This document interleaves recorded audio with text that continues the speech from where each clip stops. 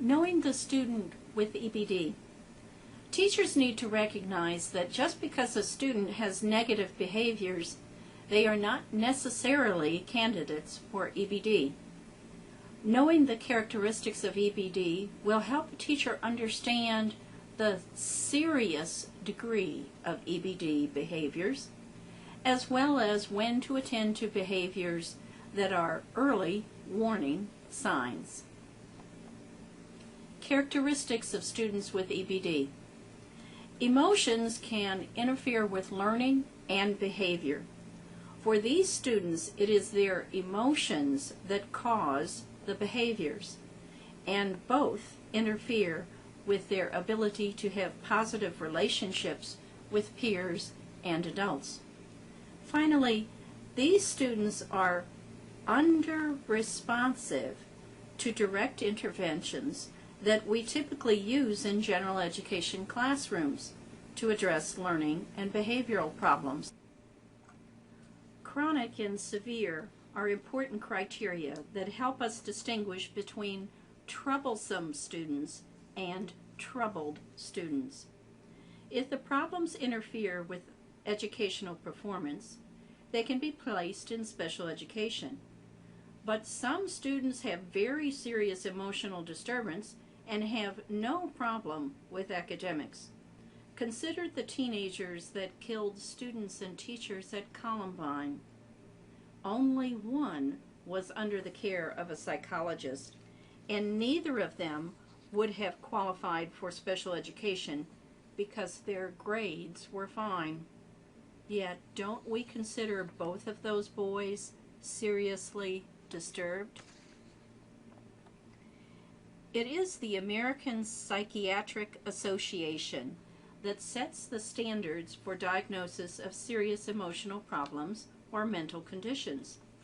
Teachers need not develop the same expertise as psychiatrists or psychologists, but we do need to have a better than layman's understanding of the type of conditions that are serious enough to be considered EBD. Currently, APA is in the process of revising their manual, which will have some new definitions and criteria. Let's look at some of the DSM-4 conditions.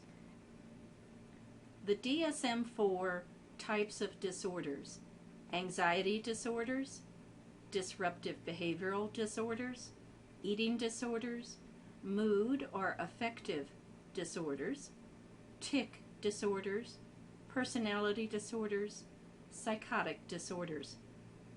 The DSM-4 manual describes the condition and then presents a list of descriptive criteria for the condition. Additionally, for each condition, it will delineate the number of criteria necessary for such a diagnosis. For example, the narcissist personality disorder, the individual must have 8 out of 12 criteria. Let's look at different conditions. Under anxiety disorder, there's separation anxiety disorder, generalized anxiety disorder, phobia, panic disorder, obsessive compulsive disorder, and post-traumatic stress disorder. Anxiety disorder is the most common childhood disorder. It is characterized by excessive fear, worry, or uneasiness. Separation anxiety disorder: excessive and intensive fear associated with separating from home, family, and others with whom a child has a close attachment. Generalized anxiety disorder: excessive, overwhelming worry, not caused by any recent experience. Phobia: unrealistic, overwhelming fear of an object or situation. Panic disorder: overwhelming panic attacks resulting in rapid heartbeat, dizziness, and/or other physical symptoms. Obsessive compulsive disorder: obsessions manifesting as repetitive, persistent, and intrusive impulses, images or thoughts, and/or compulsions manifesting as repetitive, stereotypic behaviors, such as hand-washing.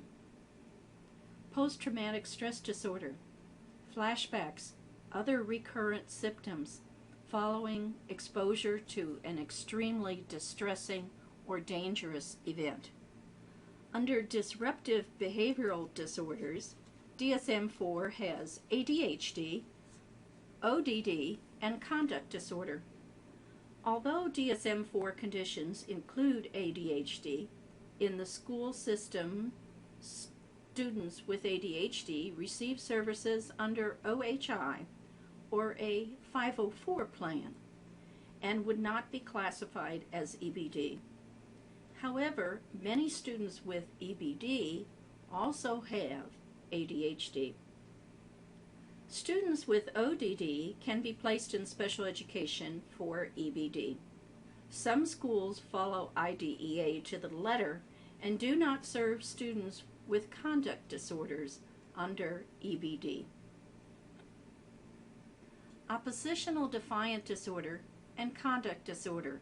Take a look at the list under each of these.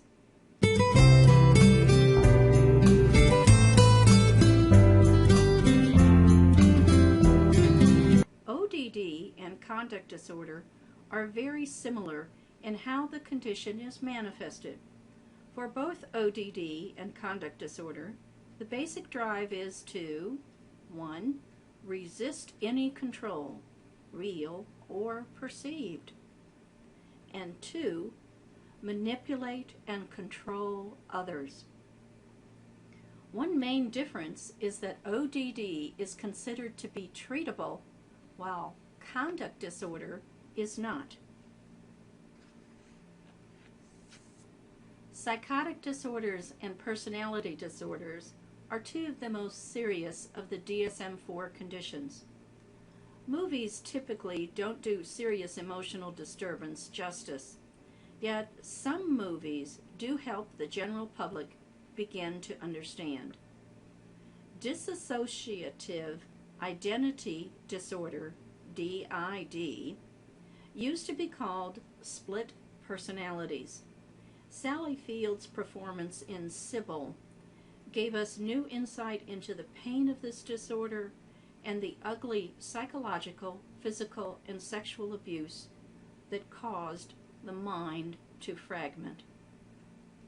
Till Murder Do Us Part, the Betty Broderick story, helped us understand the narcissistic mind. Understanding serious. Teachers need to understand the significance of the descriptor serious in the IDEA category serious emotional disturbance. Consider schizophrenia. Generally, the public understands that schizophrenia is a very serious mental illness. The movie, A Beautiful Mind, allowed the audience to view the world of John Forbes Nash Jr. with his schizophrenic mind.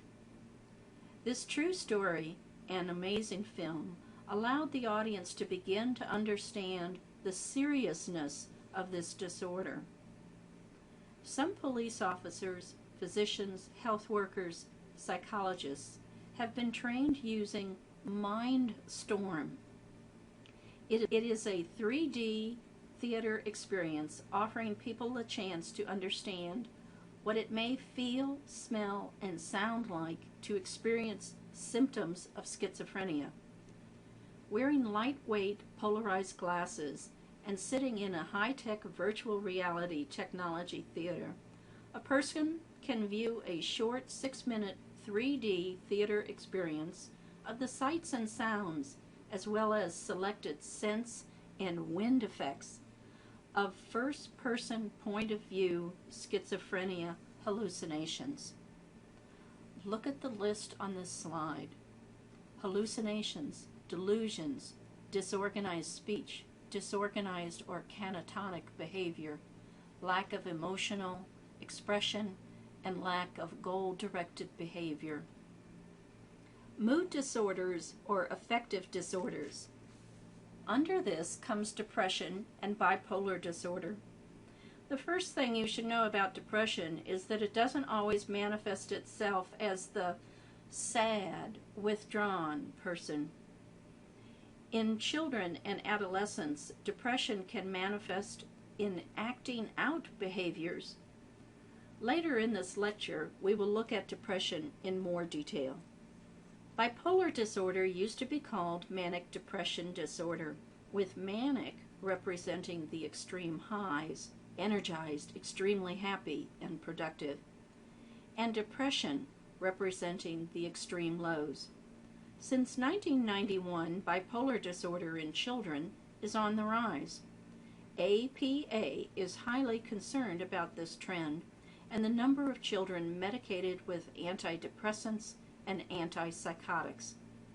Currently, APA is considering changing the name of bipolar to temper dysregulation disorder and changing the criteria and the recommended treatment. Bipolar is a lifetime condition. The advantages to the temper dysregulation disorder diagnosis are that it is not a lifetime condition, it is treatable, and is considered to be neurologically based. See the National Public Radio All Things Considered audio clip entitled "Children Labeled Bipolar May Get a New Diagnosis." Eating disorders are on the rise. Both anorexia nervosa and bulimia are focused on control and body image. More prevalent in girls, we are seeing an increase in the number of boys that have this condition. This condition used to be rare, but has become much more commonplace. There are even websites to teach teens and preteens ways to lose weight. Teachers need to be aware of the warning signs of this condition, as well as the signs that a student is significantly overeating. Tic disorders include Tourette syndrome. A person with TS may have mild to severe symptoms, including motor and verbal tics. In the past, we simply viewed these people as odd or crazy, but now we know this is a neurological disorder. In education, the basic description of behaviors as internalizing and externalizing enables schools and teachers to categorize behavior and recognize when a behavior is out of the norm. Read through this chart of internalizing behaviors.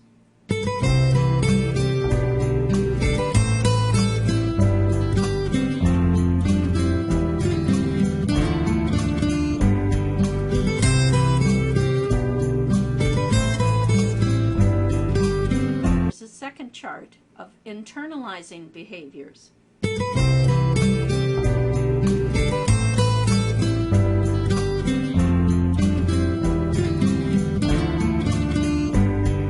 Here's a chart about externalizing behaviors.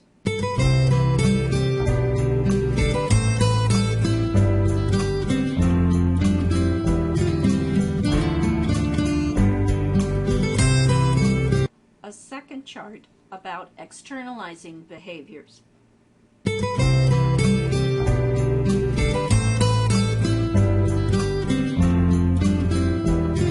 Another way to examine behaviors that is useful to schools and teachers is by domains: emotional, social, and cognitive.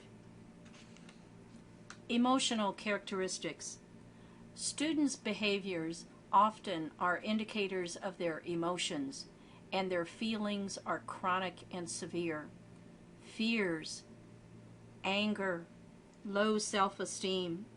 As adults, we should never make light of a child's feelings, fears, or anger. Each person has a right to feel their feelings. It is our role to help children and adolescents understand their feelings and learn to express those feelings in an acceptable manner, and to learn to cope with events that stir up emotions. Depression. Here is a list of things teachers should watch for when it comes to depression.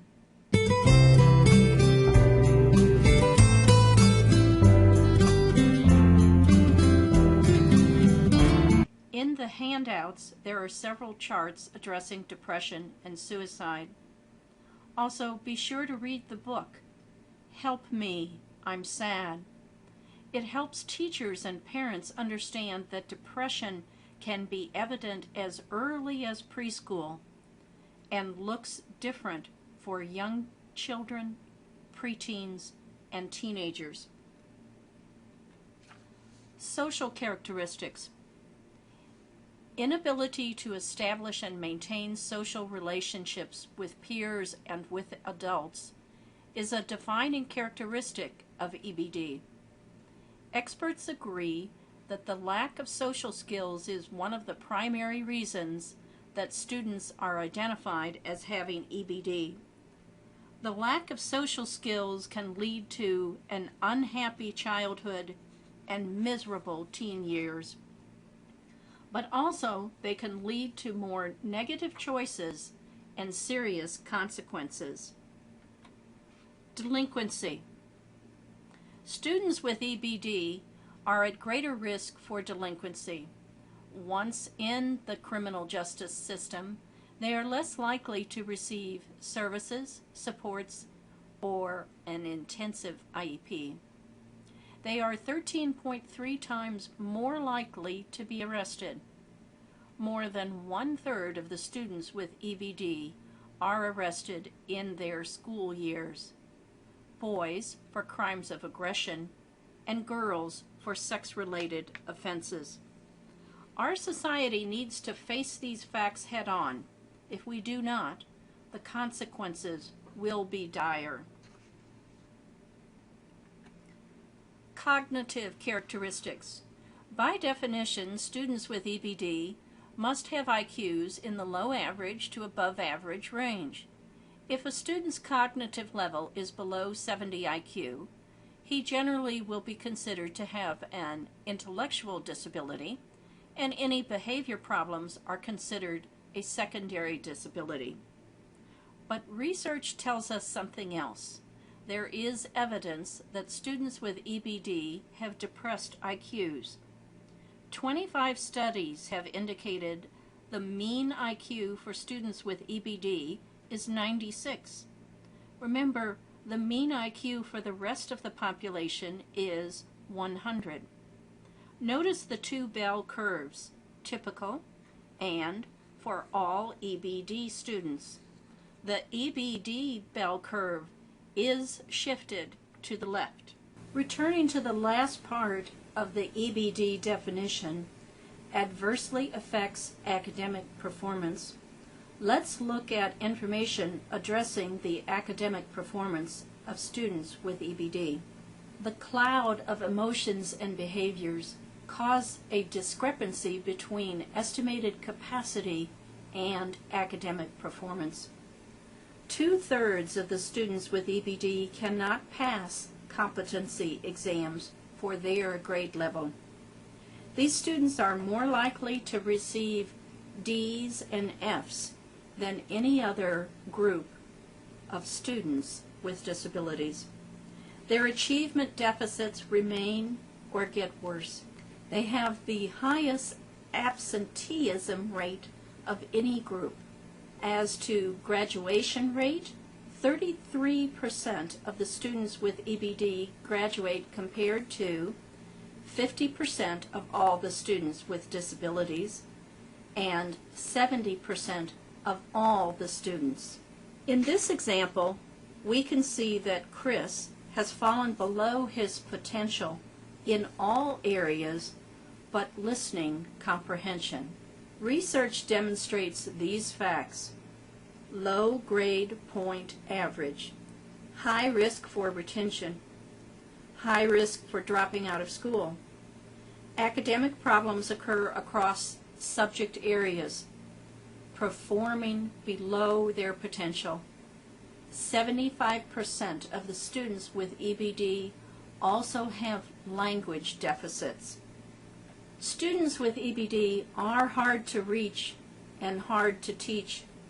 As a society, we need to address the issues that contribute to EBD. School districts need to commit to finding these students early and providing them with the interventions to help them grow into happy, responsive, productive adults. And teachers need to try harder. Collectively, we should all commit to ensuring their education is special.